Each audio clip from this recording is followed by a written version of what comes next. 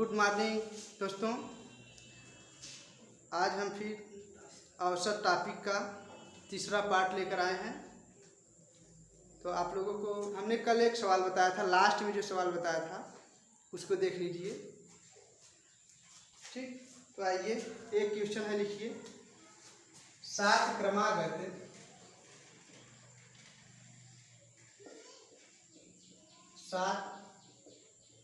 क्रमागत प्राकृतिक संख्याओं का औसत के है। 7 क्रमागत प्राकृतिक संख्याओं का औसत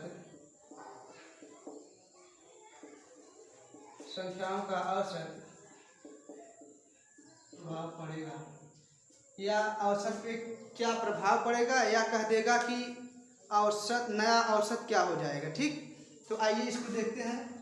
हमने कल बताया था औसत पर प्रभाव बराबर औसत पर प्रभाव n/2 हो जाएगा, यही बताए थे। तो इसमें पुराना औसत कितना है? पुराना औसत के है, तो नया औसत क्या हो जाएगा? k + n/2, यानी n के स्थान पे हम लिख देंगे 4/2, 2 × 4 k + 2, यानी नया औसत पुराने औसत से 2 अधिक हो जाएगा, यही आंसर हो जाएगा। ठीक है, तो इसको देख लीजिए। हाँ, इस प्रकार के क्वेश्चन अगर आए तो हम कैसे सॉल्व करेंगे, आइए देखते हैं। ठीक है,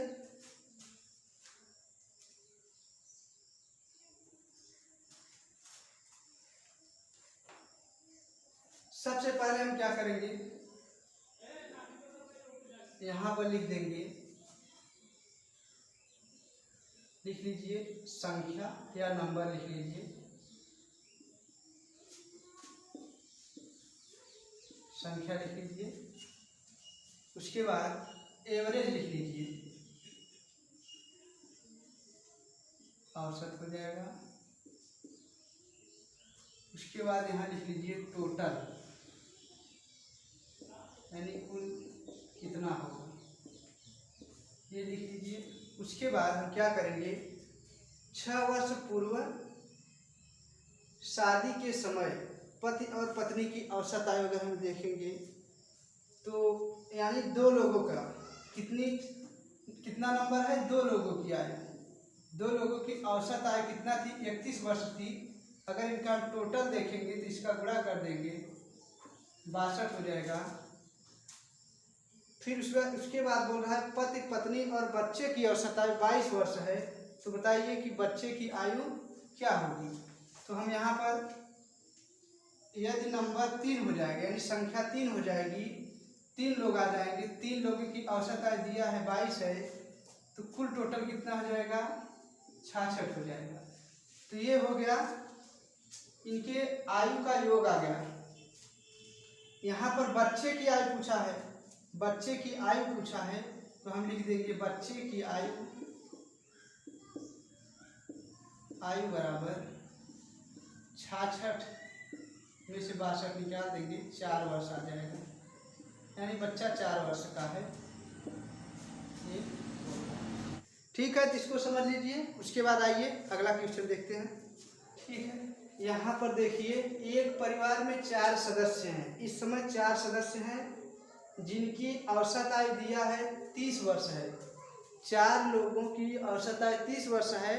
अगर इसमें सबसे छोटे सदस्य की वर्तमान आयु दिया है 5 वर्ष है, तो बताइए छोटे सदस्य के जन्म के समय, यानी जब छोटा सदस्य जन्म नहीं लिया था तब जो परिवार था उसमें शेष जो सदस्य थे उनकी औसत आयु क्या थी।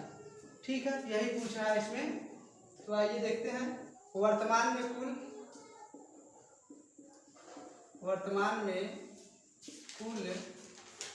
सदस्यों की आयु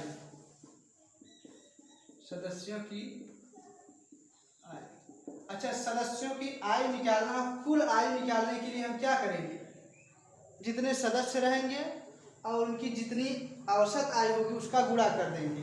यानी सदस्य कुल कितने हैं, 4 सदस्य हैं, 4 सदस्यों का गुणा हम कर देंगे किसमें, 30 वर्ष है औसत आयु, तो 120 वर्ष हो जाएगा। यानी 4 लोगों की कुल आयु 120 वर्ष है। अगर इसमें से कह 5 वर्ष का एक छोटा बच्चा है, अगर उसको हटा दिया जाए, सबसे छोटे बच्चे की, सबसे छोटे सदस्य की वर्तमान में 5 वर्ष है, तो बताए छोटे सदस्य के जन्म के समय। अच्छा, छोटे सदस्य के जन्म के समय अगर निकालना हो तो लिख लीजिए छोटे सदस्य के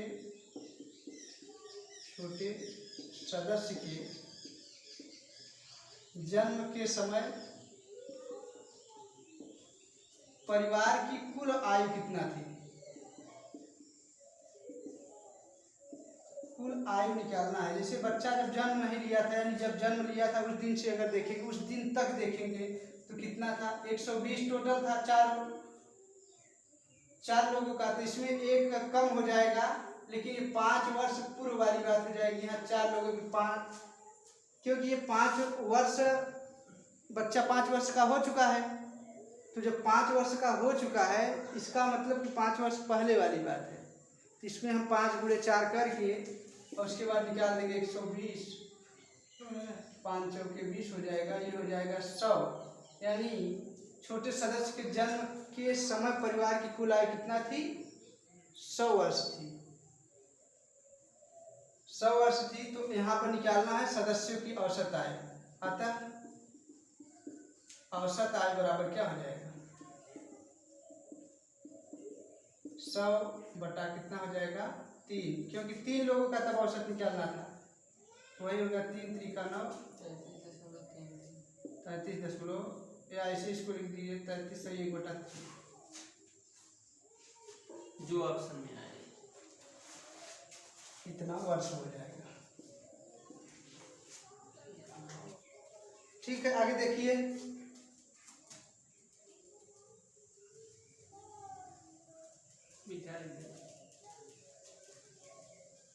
अगर का जैसे यहाँ पर एक क्वेश्चन ऐसे रहे, 1 का वर्ग, 2 का वर्ग प्लस 3 का वर्ग प्लस 4 का वर्ग प्लस डॉट डॉट ऐसे रहेगा, और इसमें दे देगा 10 का वर्ग का औसत बताओ।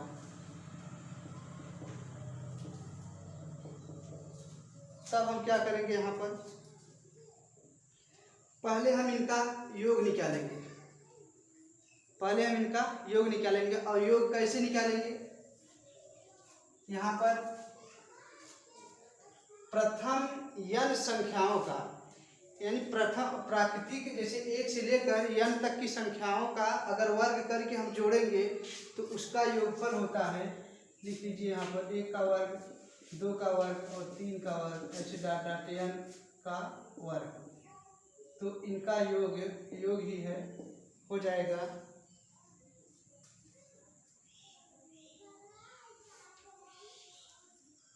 n प्लस 1 2n प्लस 1 और बटा हो जाएगा 6।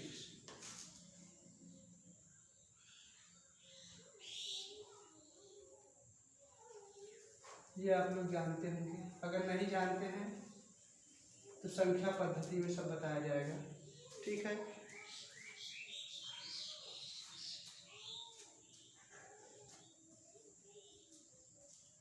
आइए अब इसका औसत देखते हैं। यहाँ पर n का मान कितना है, यहाँ n बराबर कितना है, 10 है, तो जब n 10 है तो औसत योग निकाल लीजिए। पहले योग बराबर हो जाएगा 10 10 प्लस 1 और 2 इंटू 10 प्लस 1 और बटा में हो जाएगा 6।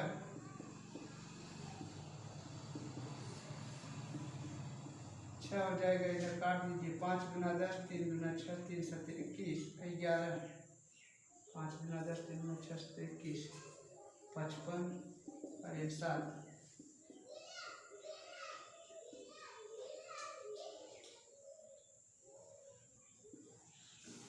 385 आ गया इसका योग। अतः औसत बराबर क्या हो जाएगा, औसत बराबर कुल संख्याओं का योग बटे कुल पदों की संख्या, जितनी संख्या रहेगी हो जाएगा ऐसे।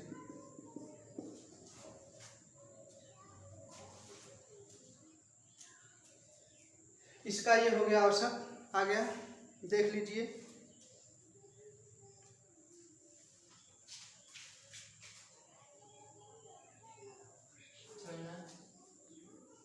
अगर यहीं पर जैसे मान लीजिए ये संख्या दी है, ये पद देख लीजिए यहीं पर, अगर ये संख्या दी हुई है और इसमें यहाँ पर वर्ग कर दे रहा है, वर्ग कर दे रहा है, तो हम क्यूब कर दे रहा है, तो क्या करेंगे,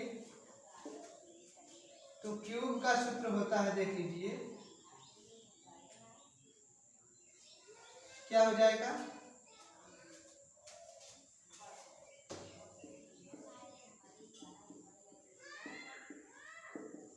ये वर्ग हो जाएगा इसका। ये हो गया इसका योगफल निकालने के लिए। अब हम इस प्रकार से इसका योगफल निकालेंगे और उसके बाद फिर औसत निकाल लेंगे। तो आइए देखते हैं, यन का मान वही है, यन का मान वही है, तो लिख देंगे हम योग 10 और 10 प्लस 1 बटा 2 हो जाएगा। इसका पूरा का वर्ग है, 2 पंचे 10 हो जाएगा, 10 एक 11, 11 बचा कितना हो जाएगा, 55 का वर्ग। अब 55 का वर्ग अगर निकालेंगे तो आ जाएगा कितना,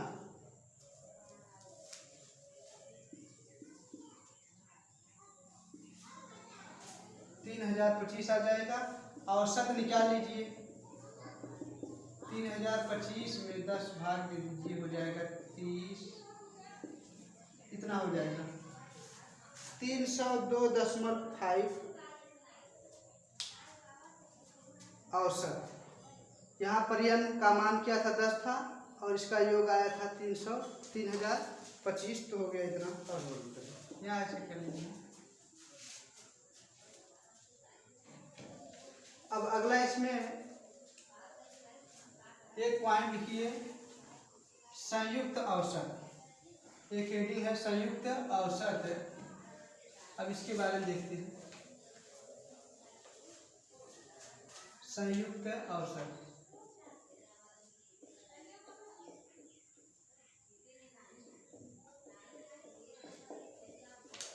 संयुक्त औसत क्वेश्चन में पहला देखिए, लीजिए हमें ये नहीं मालूम है कितने लड़के हैं और कितनी लड़कियां हैं, लेकिन उनका औसत दिया है। लड़कों का औसत दिया है 16.8 और लड़कियों का औसत 15.8 और सभी विद्यार्थियों को मिलाकर इनका औसत दिया है 16.4 दिया है। तो पूछ रहा है लड़के और लड़कियों की संख्या में अनुपात, यानी कितने लड़के हैं कितनी लड़कियां हैं और उनका अनुपात। हम मान लीजिए यहाँ पर मान लेते हैं कि कुल लड़के कितना है और लड़के लड़कियाँ कितना है, यानी नंबर, एवरेज और यहाँ पर टोटल लिख दे रहे हैं। ये हो गया नंबर, एवरेज और क्या हो जाएगा टोटल। तो यहाँ पर x लड़के मान लेते हैं, x लड़कों का औसत आया है 16.8, तो इनका अगर हम टोटल निकालेंगे 16.8 x हो जाएगा, ठीक है। और मान लीजिए y लड़कियां हैं और इनका औसत दिया है 15.8, तो इनका टोटल कितना हो जाएगा 15.8 y, ठीक है। अगर हम सभी लड़के और लड़कियों को जोड़ दें यानी x प्लस y हो जाएगा और इनका औसत दिया है 16.4, तो इनका हम टोटल निकालेंगे कितना हो जाएगा x प्लस y 16.4, ये आ गया औसत।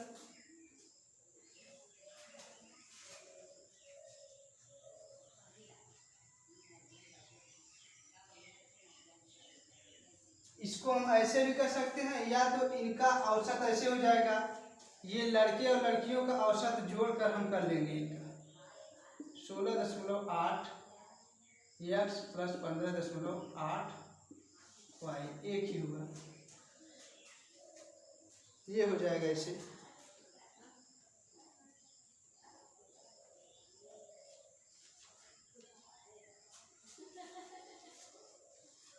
ठीक है, इसको लिख लीजिए। उसके बाद इसमें देखिए यहाँ पर,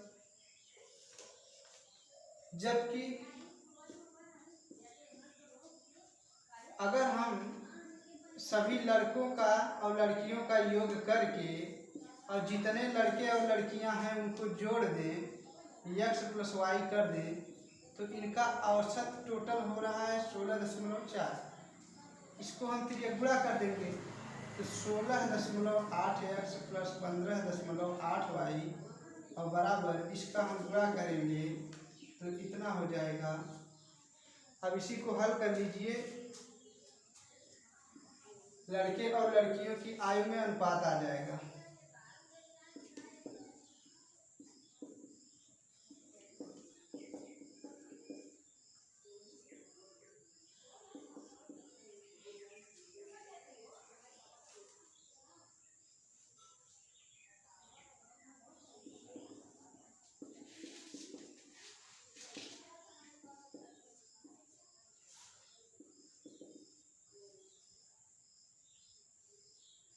अभी सोच रहे हैं आप लोग ये कितना लंबा हो रहा है, तो इसको इस प्रकार से एक बार समझ लीजिए, उसके बाद हम इसको ट्रिक से बता देंगे।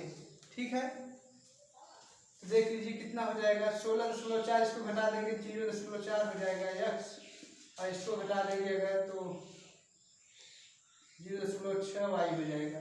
तो यहाँ x यहाँ ले लीजिए, y इसके बटे हो जाएगा 0.6 0.4 दशमलव कट गया, x बटे y यानी 6/4 हो जाएगा। 2 दूनी 6 होता है और 2 दूनी 4 यानी 3:2 आ गया। लड़के और लड़कियों की आयु में अनुपात 3:2 आ गया। ये देख लीजिए। अगर यही सवाल हम ट्रिक से देखना चाहें तो देख लीजिए कैसे हो जाएगा।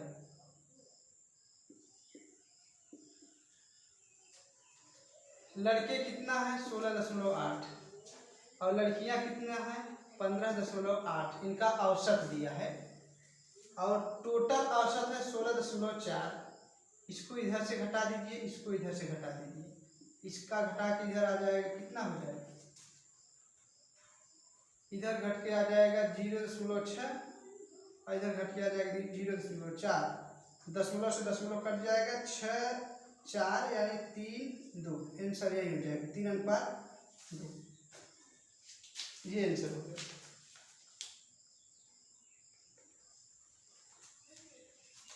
इसको लिख लीजिए अथवा